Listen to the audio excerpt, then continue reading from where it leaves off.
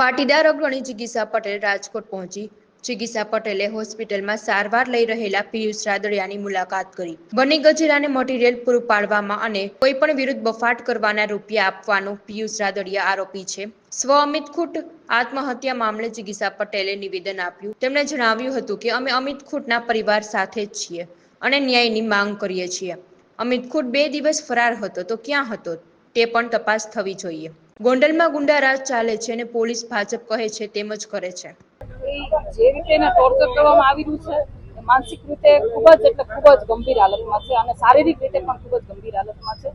અમે એની ખબર કાઢવા એટલા માટે જ આવ્યા છીએ કે ખોટી રીતે જે કહેવાય ને કે આપણા બંધારણીય જે હક છે એ પણ એને ફોલો કરવા દેવામાં નથી આવ્યા। એટલે ક્યાંક ને ક્યાંક લોકોના હકને પણ દબાવવામાં આવી રહ્યું છે અને એના માટે પોલીસ તંત્ર અત્યારે સમર્થન કરી રહ્યું છે ગુનેગારોને।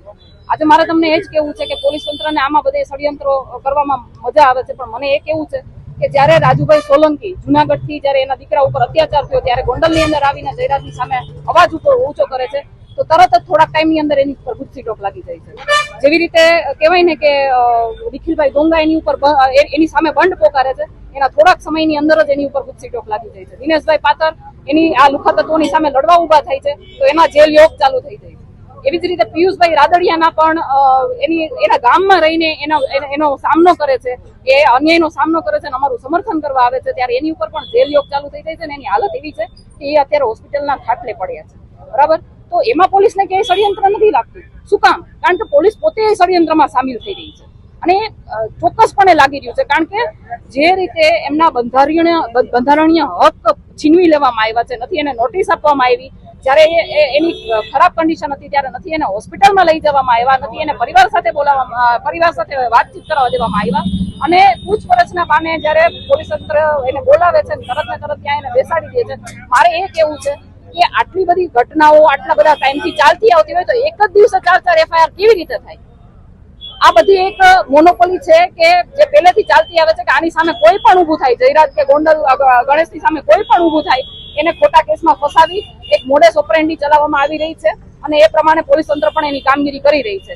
અમિત ખૂટ આત્મહત્યા મામલે મારું એટલું જ કહેવું છે કે અમિતભાઈ ખૂટ 2 દિવસ ક્યાં હતા? એ ફરાર હતા। જ્યારે એની ઉપર રેપનો કેસ થયો ત્યારે એ ફરાર હતા। ફરાર હતા ત્યારે 2 દિવસ કોની સાથે હતા, એને કોની સાથે વાતચીત કરી છે, કોને મળ્યા છે? અને બીજું મારે એ પણ કેવું છે કે મને એ શંકાસ્પદ લાગે છે કે જે અમિતભાઈ ખૂટ રીબડાની અંદરથી ભાગતા ફરતા હતા, જે પોલીસ તંત્રથી ભાગતા ફરતા હતા, જે ગામની અંદર પોલીસ તંત્ર એને ગોતતું હતું, એ જ ગામની અંદર આવીને કોઈ આત્મહત્યા કરે, એને પકડાઈ જવાની બીક ના હોય તો આ એક શંકાસ્પદ કેસ લાગી રહ્યો છે। એટલે આમાં પરિવારને CBI ની માંગણી કરવી જોઈએ અને એ પરિવાર સાથે અમે તનમન ધનથી ઉભા છીએ।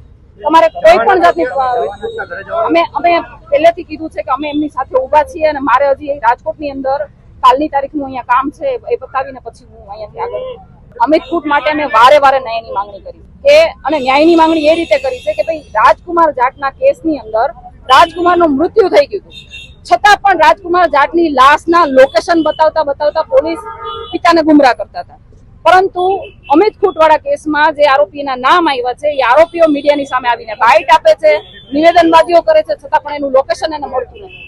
એટલે મને નથી લાગતું કે આ બે એકબીજાના દુશ્મન હોય। આ બે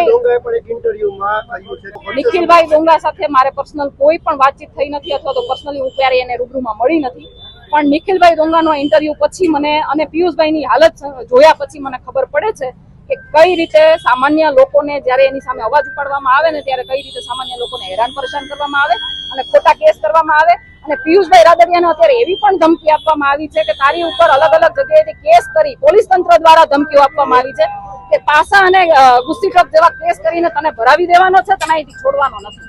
કોઈ પણ નિવેદન તો કોઈ પણ આપી શકે, પુરાવા જાહેર કરો।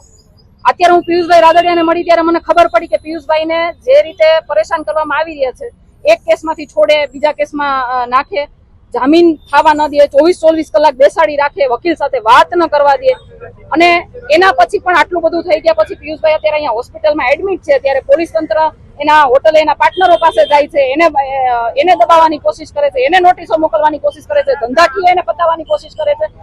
કોના ઈશારે આ બધું થઈ ગયું છે અને શું કામ કરો છો તમે? જો આ છે ને એવી મેટર છે કે સમાજ ઉપર જ્યારે પણ કઈ થાય ને તો આગેવાનોએ પોતાની રીતે સ્વયંભૂ આગળ આવવું જોઈએ। આમાં કોઈને ઇન્વિટેશન આપવા જવાના ના હોય। અને મીડિયાના માધ્યમથી હું દર વખતે કહું છું કે તમે સમાજની આગેવાની લીધી છે તો તમારે સમાજ માટે ઊભું રહેવું જોઈએ, તમારે આગળ આવવું જોઈએ. તમને ઇન્વિટેશન આપીને વારે વારે તમને કાટલા પકડીને બહાર ન કાઢવાના હોય. જો તમે નથી ઉભા રહેતા તો સમાજ સમજી શકે છે તમે શું કરો છો, સમાજના નામે તમે શું રોટલા શેકો છો, એ બધું સમાજ સમજી શકે છે. એટલે જયારે જરૂર પડે ને ત્યારે બધા આગેવાનોએ આવવું જોઈએ.